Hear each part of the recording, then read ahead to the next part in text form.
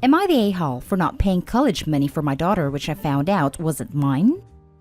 My ex cheated on me and made me believe for 9 years that my daughter was mine. When I found out, I filed for divorce but still had to pay child support. I felt bad for my daughter, so I gave my wife the money I had for her college fund.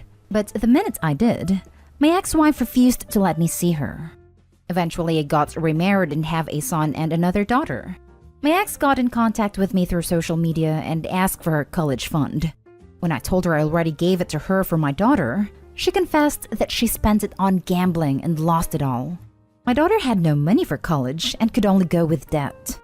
She asked for more money, but I said no, since I already gave it, and the only other fund I had now was for my son and other daughter. And I wasn't going to give her that fund. My ex told my daughter a twisted version of the event, and now she's mad at me and calling me an a-hole and playing favorites. My ex-wife is joining in as well. Am I the a-hole? Now for the top comments. Provide your daughter with your bank statements from 9-ish years ago showing you gave her mother her college fund. If you have your ex's comments regarding the college fund in social media comments, also provide that to your daughter. If you want, you can show her that you paid for her child support as well every single month. You fulfilled your legal duty, child support, to your daughter regardless of her biological connection to you. Not an a-hole. I do have screenshots of her remarks. My daughter does know I paid her child support. She just thinks I should pay for her college again because of her mother. Not an a-hole. It does suck that your daughter got saddled with a crappy mom. But you've done your part, and you provided for her thus far. Now it would be unfair to your other kids. To ask for their fund is entitled and rude. She needs to grow up and blame the real villain here, her mother. Info. You said your ex denied you contact even though you were paying child support. If you're paying child support, you are entitled to a custody hearing. Have you not seen your daughter this whole time? You're not an a-hole about the college fund, but I'm curious why you can't just explain to your daughter what happened. I have, and she doesn't believe me since I haven't seen her. Show her the message exchanged with her mom. You just walked away from her after 9 years? His wife did not let him meet her. He was legally her father. He had rights. If this story is true, which is doubtful, then when mom said no, Opie said, "Oh, okay, cool," and abandoned his daughter for 9 years. That's not normal. He was most likely on the birth certificate as her father. Once he found out his daughter was not his, because his name is on the birth certificate, he still needs to pay child support for her, regardless of whether she's biologically his or not. But he most likely had no grounds to fight for custody because he is not her biological father. So yes, the mother can refuse visitation while he is still paying child support. The system is completely flawed. Not an a-hole. The one your daughter should be getting angry at is your ex-wife. If she had any concern about her, she would go gambling around. You don't owe them crap. Let them take loans or whatever. You have done your part. Let your daughter see some proof. Though I don't know how she's ready to believe someone who lied for 9 years and not you. Still, you leaving her after learning she wasn't yours is a trash behavior. 'Cause real or not, as a parent, you loved her for 9 years. You were the father figure for her. Can't imagine how sad she must have been. Probably even blamed herself for everything. Now for the next story. Am I the a-hole for not allowing my son to stay the night at his grandparents' house? A little backstory. I am a single mother to a 2-year-old boy. We'll call him Gavin. Gavin's father, Ted, and I are not together. I have sole physical custody, and his father has supervised visitation once a week. Ted was never involved in my pregnancy at all, and is not very involved in our son's life either. Ted's mother, Rose, however, is very involved. Rose can be overwhelming, but I try to brush it off as I know she just does it out of love for her grandchild.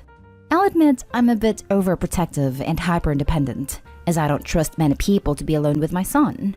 When Gavin was first born, I had a rule, like many other parents, that I did not allow anyone to kiss my child until he was a year old.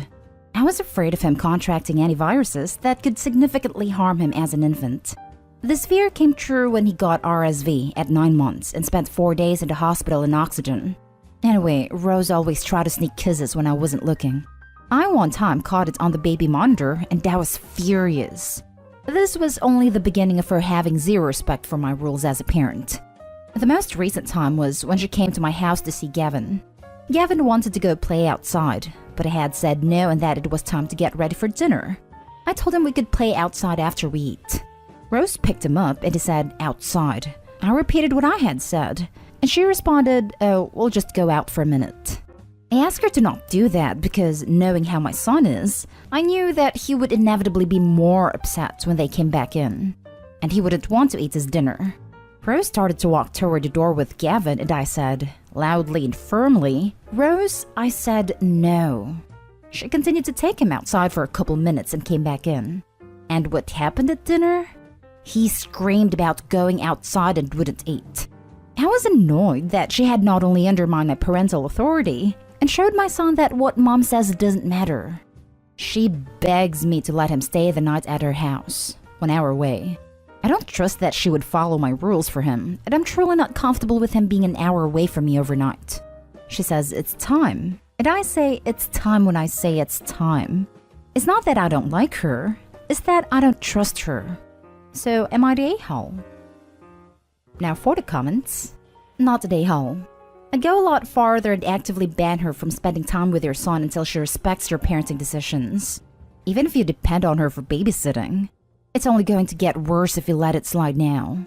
Also, I would be a lot more transparent about why you don't want him to spend the night. It's time for me to take him overnight. I'm sorry, but it will be time for you to take him overnight when you can respect me as a parent and accept my decisions. Until I am fully convinced I can trust you to uphold my rules and not undermine my authority, you will not be spending that much time with him. Or just no. Especially after consulting a lawyer about the visitation order, making sure mom has full legal control over the issue, including with grandparents. And I wouldn't let her have even 1 hour with him alone at this point. Find a different babysitter, etc. So the woman that raised the guy that is not in your son's life and has supervised visitation and does not listen to or support your parenting decisions want to have your kid for overnight visits. Yeah, not today, Hall. I'm surprised you still allow visits at all. Not today, Hall. Her undermining your parenting that directly, in my opinion, means low contact or no contact. She is outright not listening to you, and any boundaries you set that even concern your child's health. She outright didn't listen to you when you were right there. Imagine being at her place an hour away from you. She isn't Gavin's parent. You are. And obviously understand Gavin better than she does. I wouldn't trust her. And I would reiterate that you don't appreciate her walking all over your boundaries as Gavin's mother, and therefore she will have limited contact with Gavin. If she doesn't like it, then she needs to start listening to you. But honestly, I highly doubt that, and she may become petty. Good luck, Opie. Next story. Am I the a-hole for telling my father to stop telling my niece to call him daddy? My sister had her baby a few months ago. It's been a bit tiring as normally because she's basically a newborn. My niece's father isn't exactly the best one, nor he has been that nice to my sister about everything, but he's still her father. My family, including me, don't really like him. However, my siblings and I hope that he will step up for the sake of his own daughter and my sister. Besides, we know it's not our place to decide anything for that matter. Our family lives under the same roof. My parents think differently. They want him completely out of the picture and basically hate him. They're rude towards him and will constantly belittle him. My father is an extremely impulsive and jealous person. I would even say he has anger issues. Because he doesn't like this man, he has taken every opportunity he has to rub it in my sister's face that he hasn't exactly done too much for his daughter. I constantly try to deter the conversation to avoid getting my sister upset, as she's breastfeeding and is very much tired.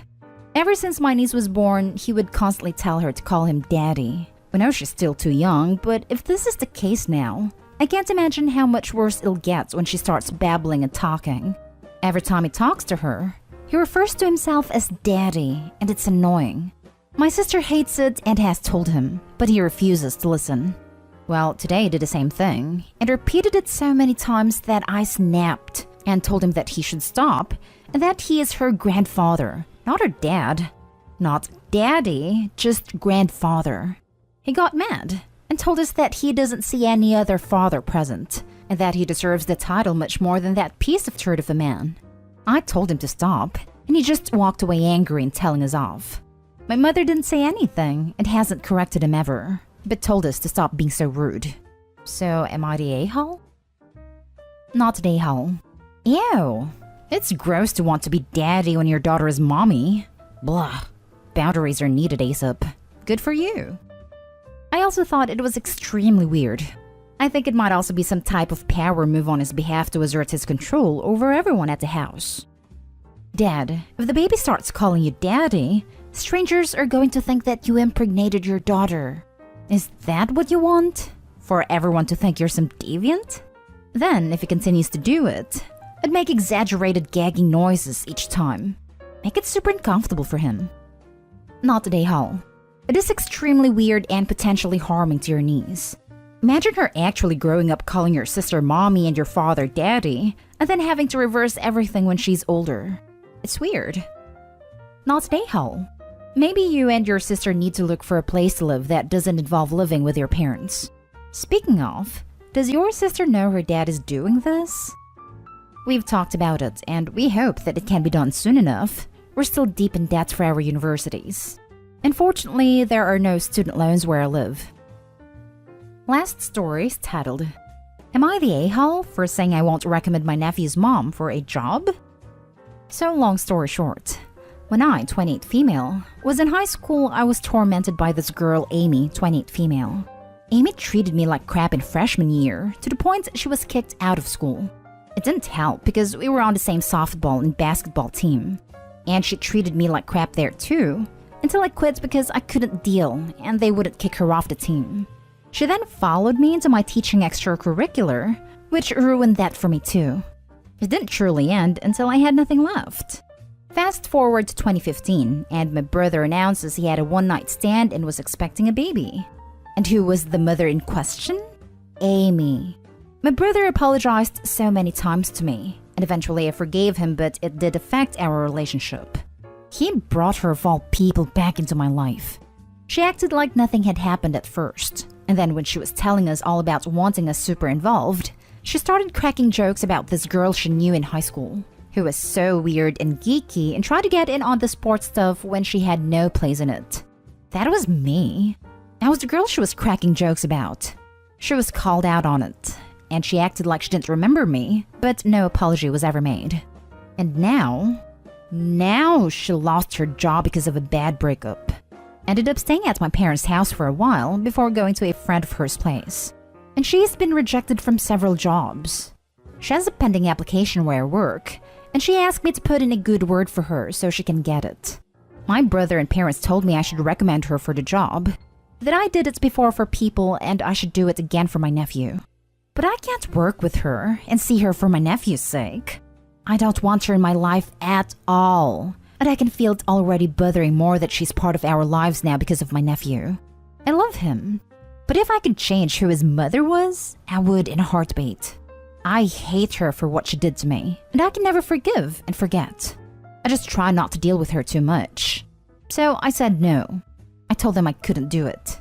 Now everyone thinks I'm an a-hole, because my nephew has a mom with no job, which means less stability for him as she's been going through a few different places to live with friends. The fact is, my voice would hold some weight and she would likely get the job if I said something. Am I the a-hole for not? Not the a-hole. She's never stopped being toxic, and you aren't obligated to help her ruin your work environment. You'd end up quitting, or at best looking like an unreliable jerk. That said, unless your family's on a first-name basis with your management, maybe you should have lied. Or at least dissembled like, I'll do what I can. But they're looking for certain qualifications, so she shouldn't bank on it.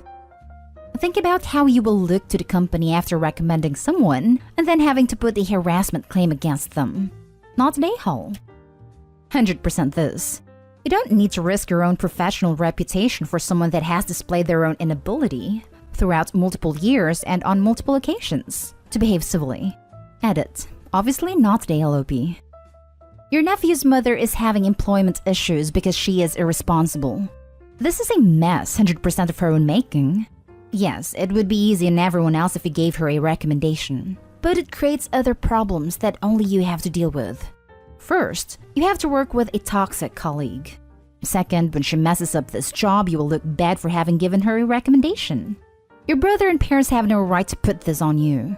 Tell them to get her a job and leave you out of it. Not an a-hole. When she messes up this job, you will look bad for having given her a recommendation. Ding ding ding! This right here. OP, you said your voice would hold some weight. How do you think that would change if your nephew's mother messed up at his job? It doesn't seem like she ever stopped being a toxic person, so her messing up at some point seems rather likely. I wouldn't get involved if I were you. About your family, maybe act like you put in a good word for her but don't actually do it? Just an idea. I think in this situation it would be okay to lie in order to keep the peace. But your family are a-holes for trying to guilt you into doing something you don't want to do, especially as it's something that would make you uncomfortable on a daily basis. Working with your former tormentor sounds like a nightmare, and you might face negative consequences at some point. Not a a-hole. You would be inviting your tormentor in your space. She has hurt you badly, and does not have the right to ask this from you. If they really want to, everyone else can help out, but you are in the clear. She didn't even apologize. What do they say? You reap what you sow?